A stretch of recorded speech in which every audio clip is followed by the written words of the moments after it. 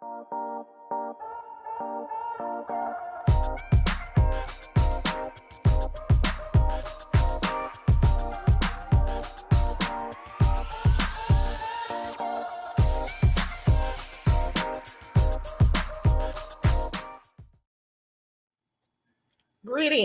I'd like to welcome you to another edition of Forever Young, where we believe that age is nothing but a number. I'm one of your hosts, Sharon Mitchell. I'll be joined shortly by our other co-host, Ms. Jean Hendricks, and absent today is David Linton.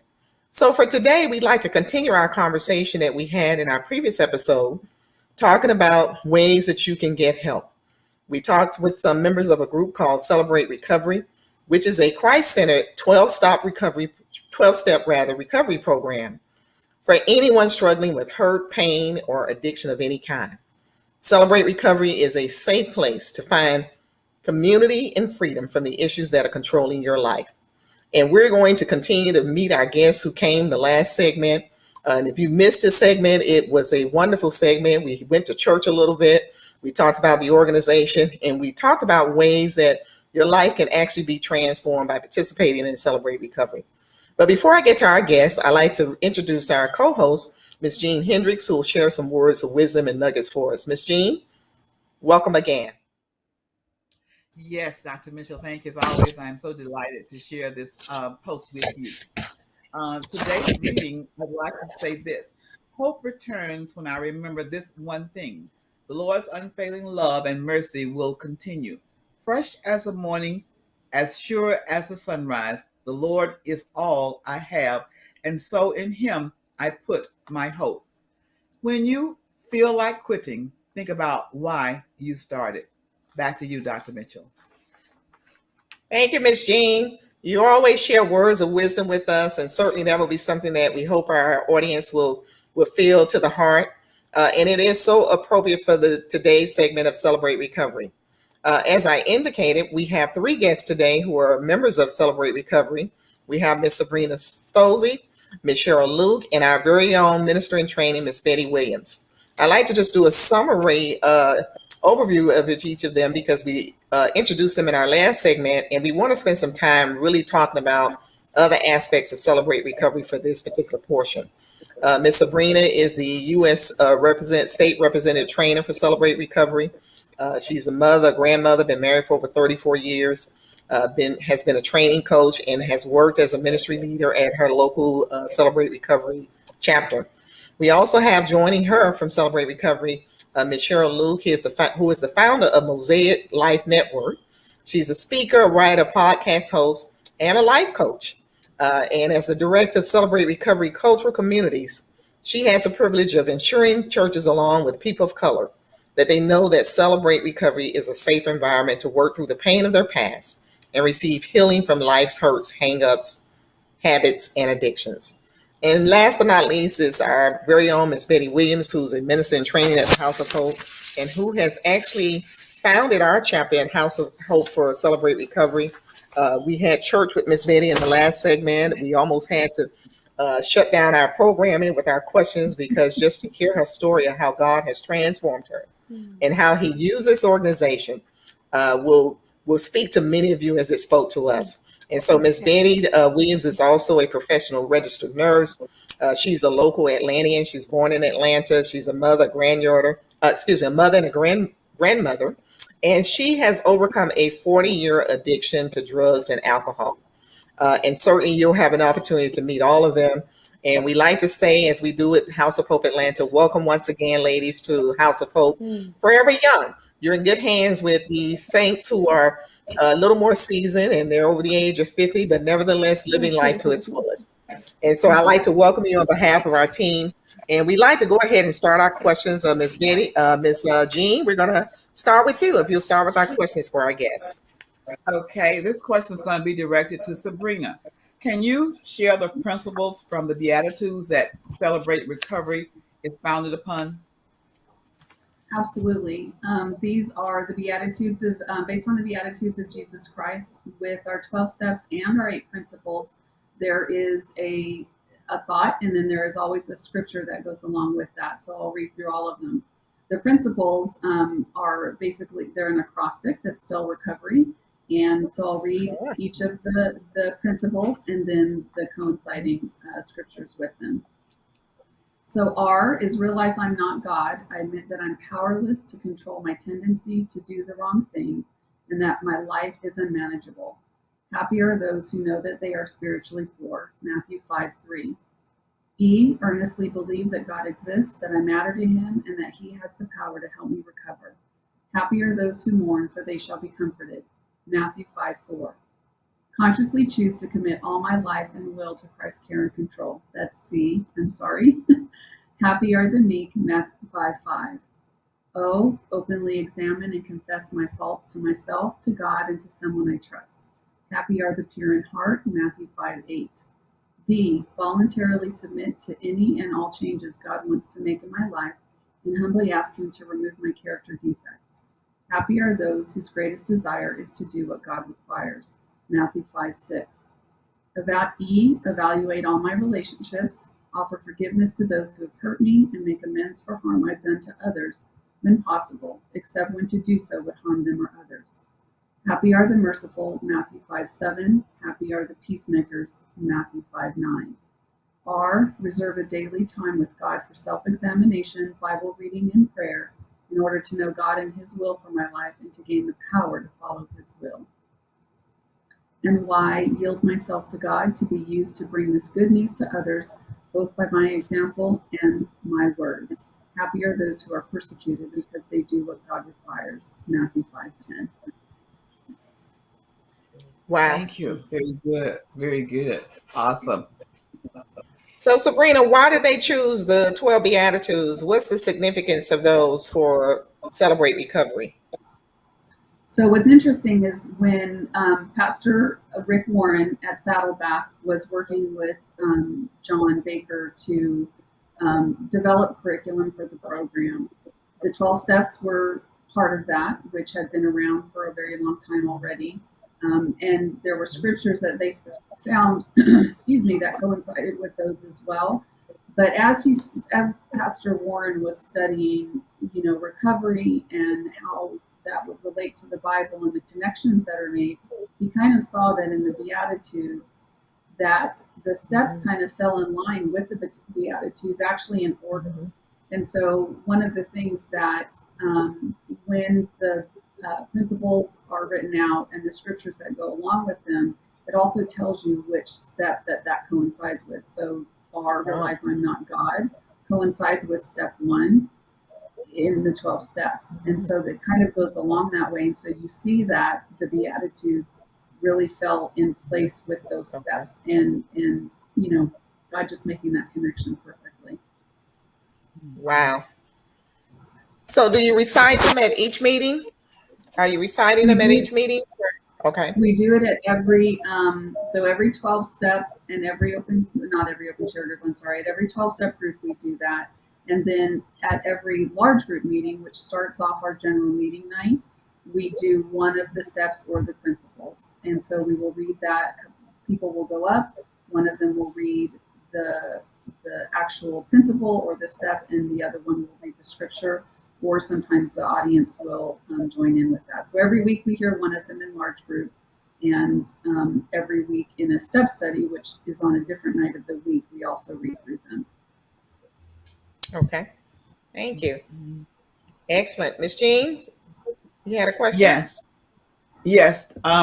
What message would you leave with our viewers regarding your organization, Sabrina? Just that it is for everyone. It's something that we talked about a little bit in the last segment, that this is just generally, this is a sanctification program, which is just, being changed to be more Christ-like in our life. We're told in the Bible that we're sanctified at the time of salvation. We are being sanctified throughout our life, and we will be fully sanctified when we meet Jesus face to face. All this is a way to be sanctified. We talked about in the last session how transforming this program is, and it's because Jesus Christ is at the center and the power that he brings. These are just very specific tools. I've been a Christian since I was 12, a disciple since I was 30, and nothing transformed me or changed me like this program. And it wasn't it's not because it's the program, it's because of Jesus' power and these tools being very specific, a very specific path to follow in order to have healing and to have restoration from the hurts that all of the years prior had interfered with my spiritual growth and my ability to continue to grow. It was just blocked.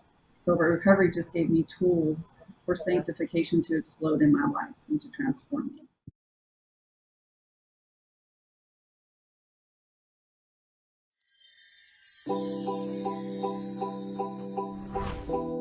Looking at those areas of how you became who you became, and then looking at what were all the influxes that interfered with all of the stuff. We don't like to do that. That's too much work, Selena. Sometimes you have to take it in small pieces, in small fragments. You can't just run through it and say, okay, let's merrily do this work. It'll be fun. No, it's not fun work. It's painful. But we have to do it to get through it.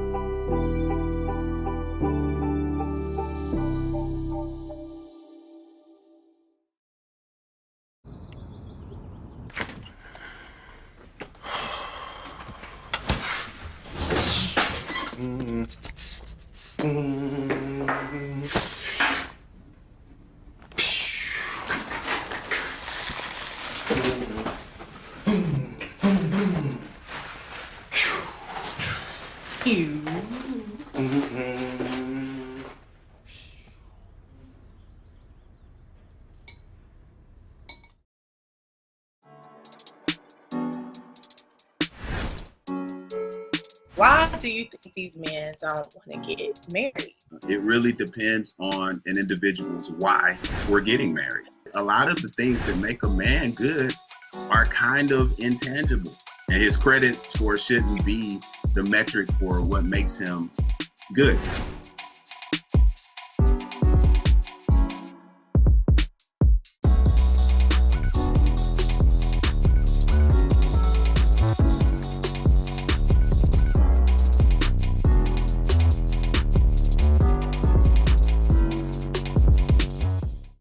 It's when someone is not involved in a church, and how would they find out about this program?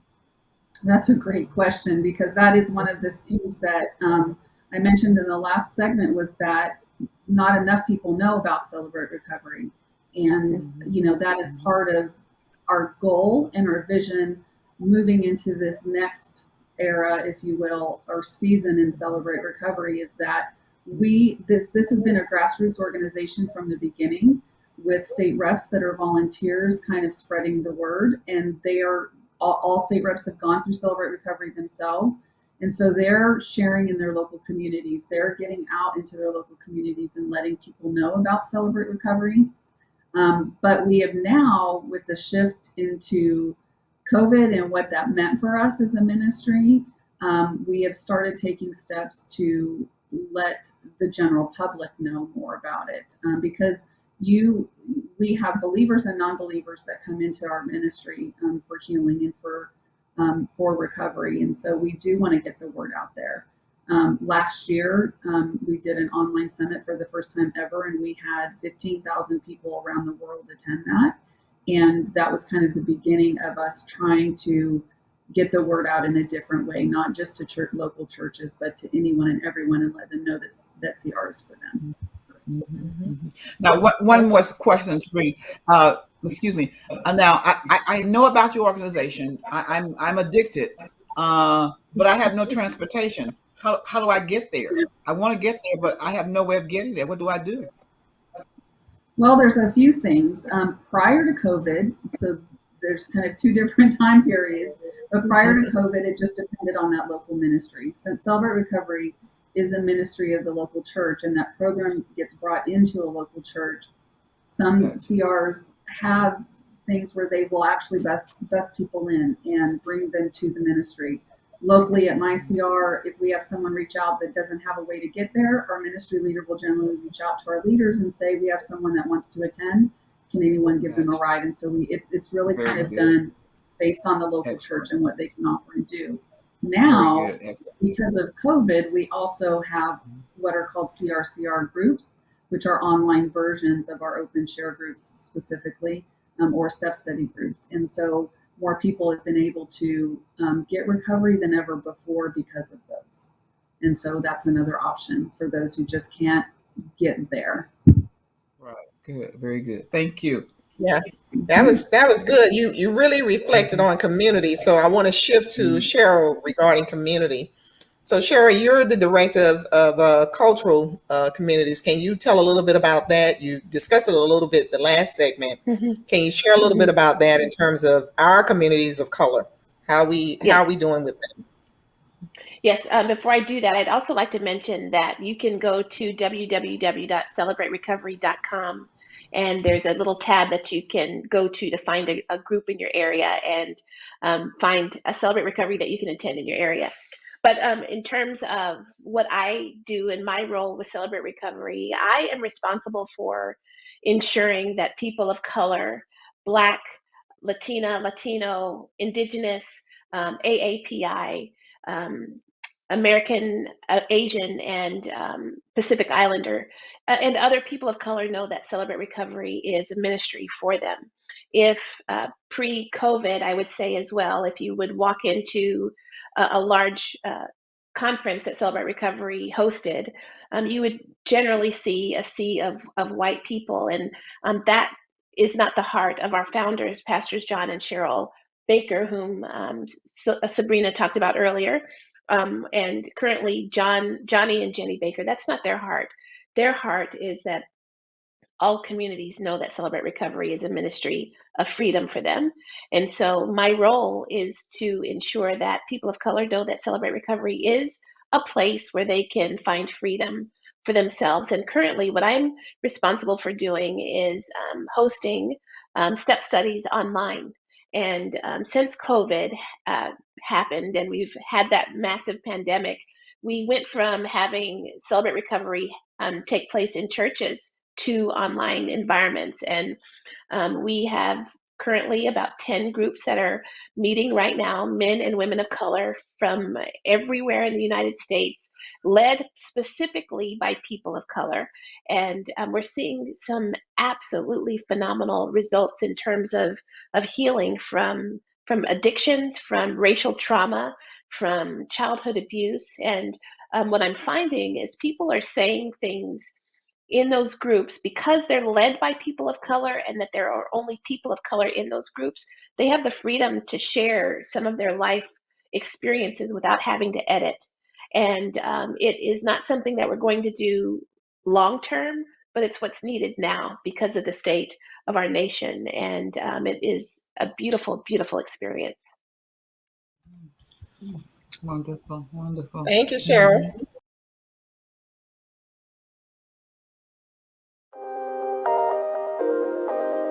Every discipline starts with creating a habit. Find a plan that works for you. I know you can put a reminder in your phone, call so-and-so in 30 days. You can't use the excuse that, oh, I'm an introvert or I'm an extrovert. You know, stuff people like to say. Nah, if you're not outgoing, right, you better get going because that's the only way networking works.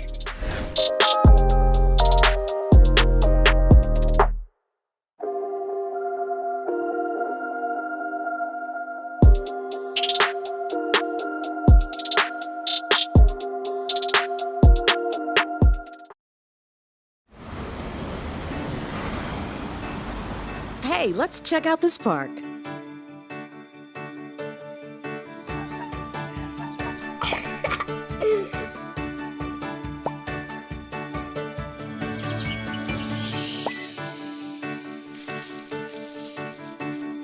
Oh, wow, that's really cool. To find a great local park or forest near you, go to discovertheforest.org. What's up, y'all? It's your boy Jermaine Dolly, Mr. Hello Dolly himself, and guess what? You're tuned in to Tea and Worship with my homies, Mignon and Corey. Keep it locked, y'all.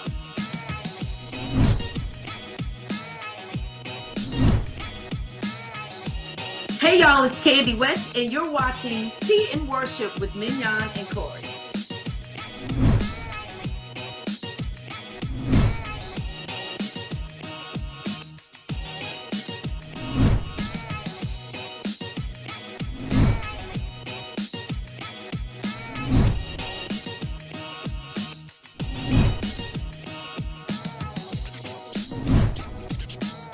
It's your boy James Fortune, and you are watching my favorite news show, Tea and Worship, with my sis Mignon and Corey.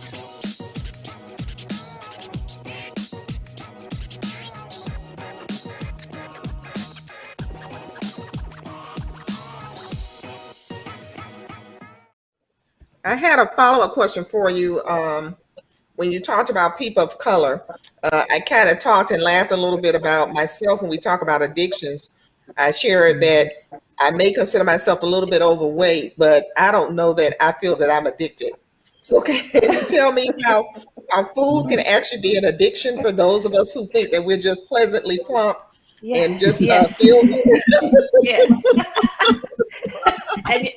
and you will always be pleasant. You will always be pleasant. Yeah, and I will share from my own experience actually, because when I took over Celebrate Recovery, I mentioned that I happened to get involved in CR because my pastor asked me to take over the ministry. And my response to myself was, I'm going to help these people find freedom. And I decided to lead a 12-step because we needed to start some groups and I didn't have the leaders. And so I did my homework. I worked with our state rep and I started a 12-step, and Sabrina read the principles. And principle 1, I want to read it to you. It says, realize I am not God. I admit that I am powerless to control my tendency to do the wrong thing and that my life is unmanageable. And the step 1 that goes with that is we admitted we were powerless over our addictions and compulsive behaviors, that our lives had become unmanageable. And there are 2 phrases in there that captured my attention. One was realize I am not God. And the second one was I admitted that I was powerless over my compulsive behaviors. And when I was working that first step, I was doing the homework for that first step, and I realized number 1, I'm controlling. I have an issue with control. But number 2, I have a food addiction. I have an addiction to food. When I celebrate, I eat. When I'm sad, I eat. If I'm stressed, I'm going to go find some French fries. If I'm bored, I'm going to go find some French fries. I can cook. You know what? I'm going to cook a meal. I love to invite people over. I'm going to make a spread, Sunday dinner in our culture. Anybody know about Sunday dinner? Yes, ma'am. So and along with that, I had a ton of issues that I had to face through my life. And to cope with those challenges of life, I would eat. And so I realized that moment, not only am I controlling, but I have a food addiction and I've got to do something about this. And the funny thing about that is it took me forever. I was fine to say that I was controlling. It took me forever to admit out loud, even though I knew it, that I had an issue with food. And it was obvious that I did, but to say it was it. And then here's the other thing. When I said it, it felt like a weight had been lifted off of me, because we are as sick as our secrets. Wow. We're sick as our secrets. And when we expose those secrets, it takes the sting and the strength of that secret away. And so to have worked on food addiction and know that today food does not have a grip on me. It doesn't have a hold on me. I don't think about it all day. I don't think about what I'm going to cook. I don't think about what I'm going to eat unless I'm meal prepping. It's freedom. It's a freedom I can't remember how long I was obsessed by food. Doesn't happen anymore. Wow. That's amazing, because when we think of addictions, we don't think of food. We don't think call of everything else. Yeah, food is not one of those. As you say, it's apparent that we've got some issues, with our weight, our health issues. Yes. They're all related to our food, and we don't admit that there's an issue. I would also say that food is one of the things that we have to have in order to survive. So finding that balance between your addiction and survival or living is a balance. It's a balance. Yes. So, Miss Betty, we've got a few minutes left, and as usual, this program, we start talking and we look up and the time is far spent. Yeah, so we like to at least ask you a few questions before we wrap up. I want to first ask you, when did you start the Celebrate Recovery chapter at House of Hope Atlanta? We started training for the facility. Excuse me, I'm sorry. We started facilitators training in April of 2019, and our first Celebrate Recovery meeting was September the 9th of 2019. So we've been going strong since then, but since the pandemic, we started doing Zoom calls, and we do those every Thursday night at 6:45 via Zoom. So we've kept going, and people have really been blessed with the meetings, even on Zoom, that they had a place that they could talk about what was going on with them with Zoom. I mean, with the COVID situation, that they were able to find a haven, so to speak, and find support for the situations that they were facing with the COVID. So we're continuing. Thank you, Miss Betty. Miss Jean, you had another question for Miss Betty? Well, I was going to ask her, can she give us the number for the Zoom call, or we have to register or something of that type, Betty?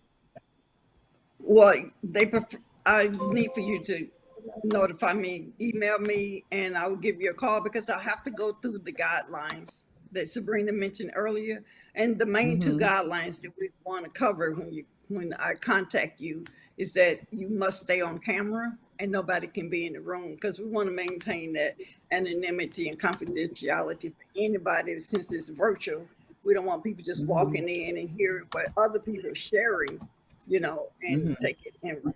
So, well, and also, who are the participants of Celebrate Recovery at House of Hope? Everybody, anybody. It's open to everybody, and it's whatever issue you feel you're having. I've had people that started that didn't think they had any issue, like Cheryl. They thought they came to help us get this program started, and guess what? They realized they were codependent. So it's open for everybody, and if you're not sure it's for you, just stop in and do a couple of meetings. I'm sure you can find yourself somewhere in there. Okay. If you don't think it's for you, check if you're breathing, right? Yes, yes. And I also like to say that, yes, I had a 40-year addiction, but, for me, Celebrate Recovery has helped me peel those layers of the hurt and pain that I've endured all my life, that I used drugs to cover up. I've used codependency to cover up. I've used overeating to cover up. And like I said earlier, all of those were just to cover up the fact that I didn't have a relationship with God. And I didn't find that freedom and didn't find the need to let go of those vices until I got that relationship with God. So for me, Celebrate is really important for me, and I think for anybody, because it can help you peel those layers of onion and truly set you free and let go of that shame and doubt of who you are, because you come to know that you're a child of God. And with God, anything is possible, and He's going to love you and take you just where you are. So. Very good. Thank you so much, Betty. That was great. Back to you, Dr. Mitchell. Is she frozen? Okay, I think Dr. Mitchell is frozen.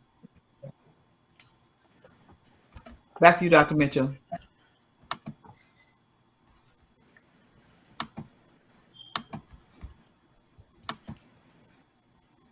What?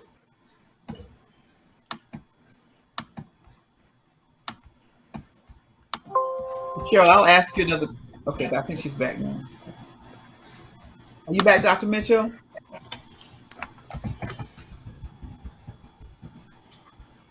What, Cheryl, do you hear me? Yes. Okay. What message would you like to leave with our viewers regarding your organization today? I would like to talk to specifically people of color, and I would like to speak to the issue of the trauma that we have experienced over over our lifetime, but I would say in the last 15, 18 months, almost 2 years. And that is, I would gladly say and confidently say that most of us have been affected in one way or another. And it's important that we have a place to work through the pain of that trauma, the pain of our past. When I introduce myself in Celebrate Recovery, I say that my name is Cheryl. I'm a grateful believer in Jesus Christ. I'm overcoming food issues, control, and I'm healing from racial trauma.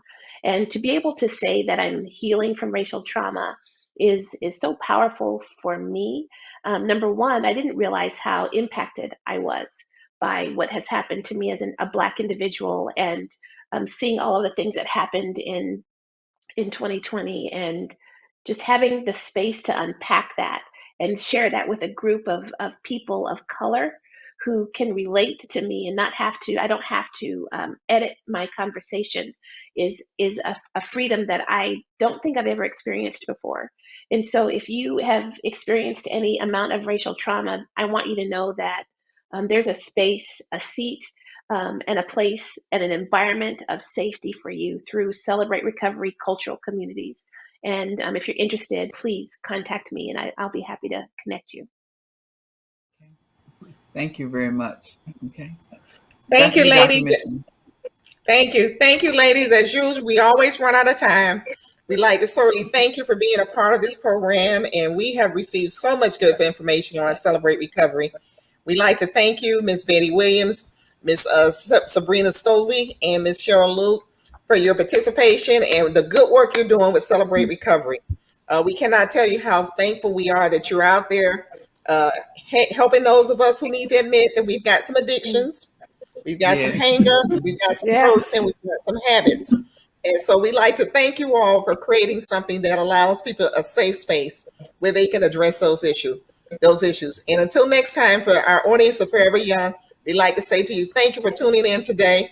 And remember, Forever Young is our program where age is nothing but a number. Until next time, for Ms. Jean and I, and in his absence, David Linton, we'd like to say thanks again. We'll see you again soon. Bye-bye. Thank you. Bye-bye. Thank you. Thank you.